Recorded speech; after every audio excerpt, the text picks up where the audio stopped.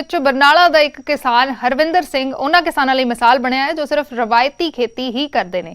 ਹਰਵਿੰਦਰ ਸਿੰਘ ਇੱਕ ਸਾਲ ਦੇ ਵਿੱਚ 45 ਦੇ ਕਰੀਬ ਫਸਲਾਂ ਦੀ ਖੇਤੀ ਕਰਦਾ ਹੈ ਤੇ ਮੰਡੀਕਰਨ ਦੀ ਟੈਨਸ਼ਨ ਲਏ ਬਿਨਾਂ ਵਪਾਰ ਕਰਦਾ ਹੈ।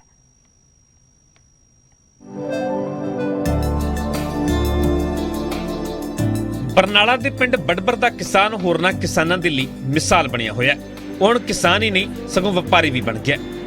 खुद फसलां बीजदा है ते खुद उन्हां नूं वेचदा है। असीं गल कर रहे हां हरविंदर सिंह दी, जो करीब 5 एकड़ ਜ਼ਮੀਨ ਦੇ ਵਿੱਚ ਆਰਗੈਨਿਕ ਖੇਤੀ ਕਰਦਾ ਹੈ ਤੇ ਇੱਕ ਸਾਲ ਦੇ ਵਿੱਚ 40 ਤੋਂ 45 ਫਸਲਾਂ ਦੀ ਖੇਤੀ ਕਰਦਾ ਹੈ, ਉਹ ਵੀ ਸਪਰੇਅ ਰਹਿਤ।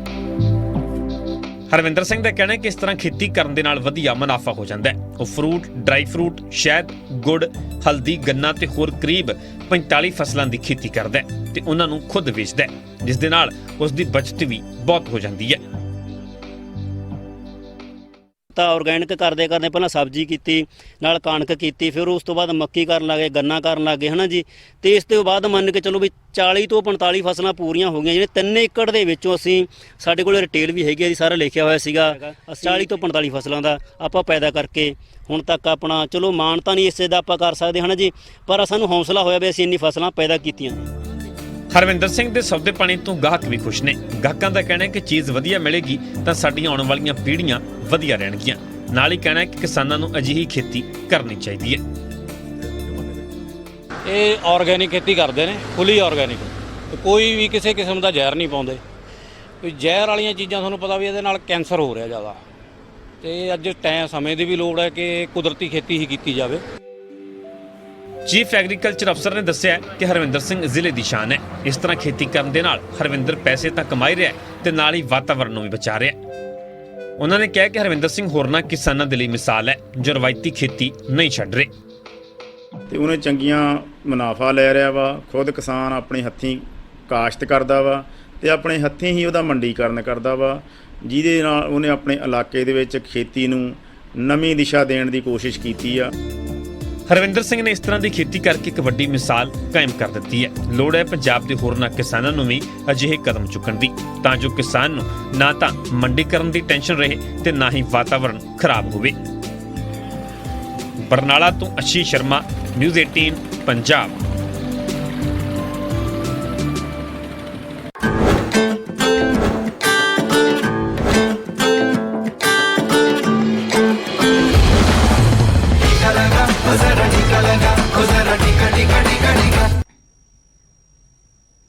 कोविड-19 के खिलाफ लड़ाई च पूरा देश एक है। ये गल असीं एवें नहीं कह रहे, बल्कि बिहार के बाघा तो आई ये रिपोर्ट कहती है।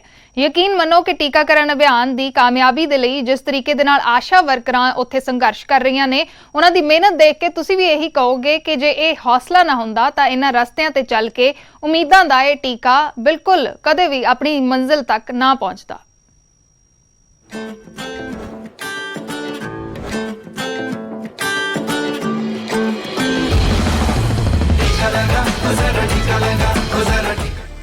सड़क का नामो निशान नहीं है, लेकिन यहाँ लोग इसी दलदल को सड़क के नाम से जानते हैं, जिस पर चलने की नाकाम कोशिश में काफी देर से ये भारी भरकम ट्रैक्टर दलदल के बीच फंसा हुआ है। ड्राइवर ने इंजन का पूरा जोर लगा दिया है, लेकिन ट्रैक्टर का पहिया है कि टस से मस होने का नाम ही नहीं ले रहा है। ट्रैक्टर की पिछली ट्रॉली पर सवार आशा दीदियां दम साध कर बैठी हैं कि इस दलदल से निकले तो आगे का सफर जारी हो।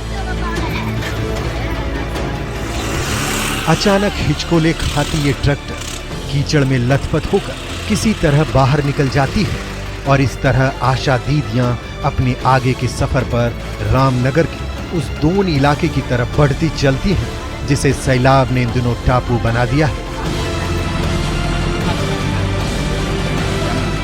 हालांकि बगहा में टीकाकरण के लिए निकली आशा दीदियों के रास्ते में मुश्किलें हजार हैं, लेकिन फिर भी बिहार के बगहा में उम्मीदों का टीकाकरण बेरोक टोक जारी है। हमारे जो टीकाकर्मी हैं उनको पैदल ट्रैक्टर छोड़ करके पैदल कीचड़ होते हुए पार करना पड़ा है जंगल। किसी तरह से हम लोग पहुंच गए हैं वहाँ और काम शुरू कर दिया है। ये कोई एक रोज की बात नहीं है। जब से बरसाती नदियों ने उफान मारा है, तभी से बगहा के सैकड़ों गांव ऐसे ही टापू बने हुए हैं जहां तक पहुंचना किसी चुनौती से कम नहीं है। लेकिन कोविड वैक्सीन के टीके का इंतजार हर किसी को है, जिसे पूरा करने के लिए ऐसे ही आशा दीदियां हर मुश्किलों और परेशानियों से जूझकर गांव तक पहुंच रही हैं और लोगों को टीका दे रही हैं। काम शुरू कर दिया है, तो लगभग 4000 डोज वहाँ भेजा गया है पूरे जोन के लिए।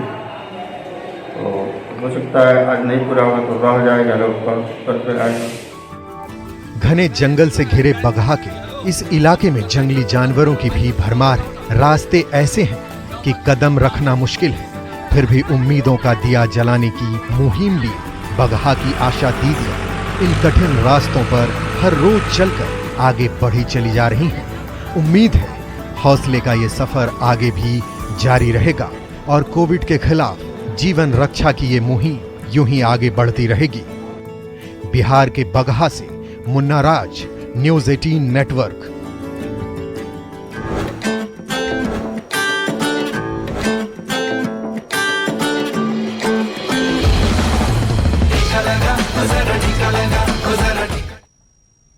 ਤੇ ਹੁਣ ਗੱਲ ਕਰਦੇ ਹਾਂ ਕੋਰੋਨਾ ਵਾਇਰਸ ਨਾਲ ਜੁੜੇ ਸਵਾਲਾਂ ਦੀ ਕਿ ਸੈਨੀਟਾਈਜ਼ਰ ਹਾਨੀਕਾਰਕ ਹੈ, ਕਿ ਟੀਕਾ ਤੁਹਾਡੇ ਡੀਐਨਏ ਨੂੰ ਸੰਸ਼ੋਧਿਤ ਕਰਦਾ ਹੈ, ਕਿ ਟੀਕਾਕਰਨ ਤੁਹਾਨੂੰ ਕੋਰੋਨਾ ਪੋਜ਼ਿਟਿਵ ਕਰ ਸਕਦਾ ਹੈ। ਕਿ ਇਹ ਸਾਰੇ ਸਵਾਲ ਤੁਹਾਡੇ ਮਨ 'ਚ ਉੱਠਦੇ ਨੇ?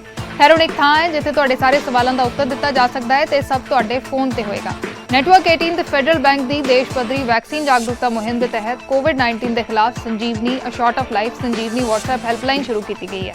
ਤੁਹਾਨੂੰ ਬਸ 7977773753 ਇਸ ਨੰਬਰ ਤੇ WhatsApp ਕਰਨਾ ਹੈ ਤੇ ਤੁਹਾਨੂੰ तुरंत अपने जवाब हासिल होंगे। जानकारी जिसनूं जांच ते क्रॉस चैक किया गया है। तो अगे वधो, कोविड-19 ते अपने सवालों नूं WhatsApp करो ते अपनी लोड़ दी सारी जानकारी हासिल करो। नंबर है 7977773753।